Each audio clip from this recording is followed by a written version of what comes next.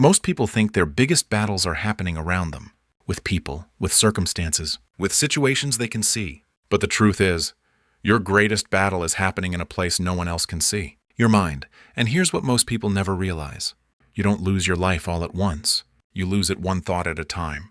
That's why this warning matters. Romans 12:2 says, "Do not be conformed to this world, but be transformed by the renewing of your mind." Not your actions first, not your habits first, your mind.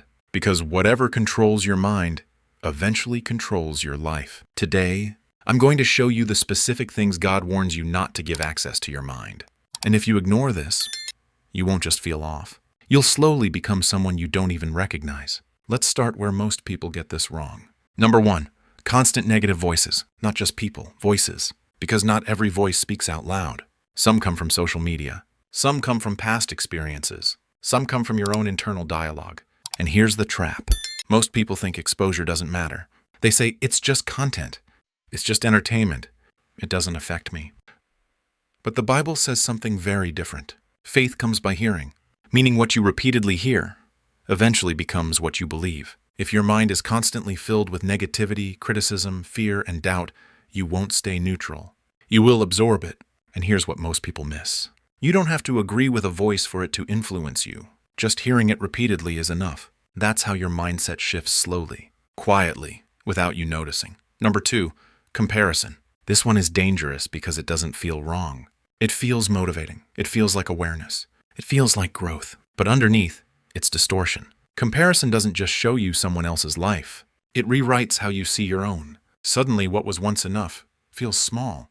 What was once progress feels like failure. And here's the deeper truth. Comparison is not information, it's identity erosion. Because every time you measure yourself against someone else, you shift your focus away from who God is shaping you to be. Romans 12:2 doesn't just say renew your mind. It says don't conform. Comparison is conformity in disguise. It pushes you to become a version of someone else, instead of the person you were created to be. Number 3, unfiltered emotions. Now this one is subtle.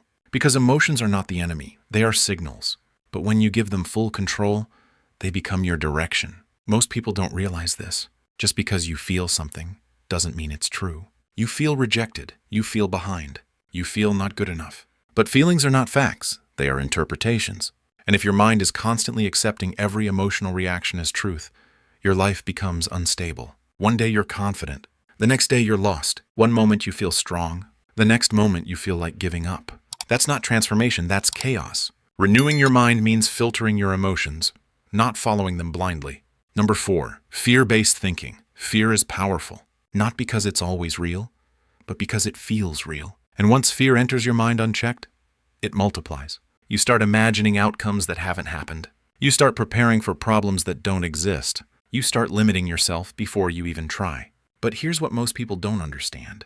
Fear doesn't just stop actions, it rewires identity. You begin to see yourself as someone who can't, who won't, who shouldn't.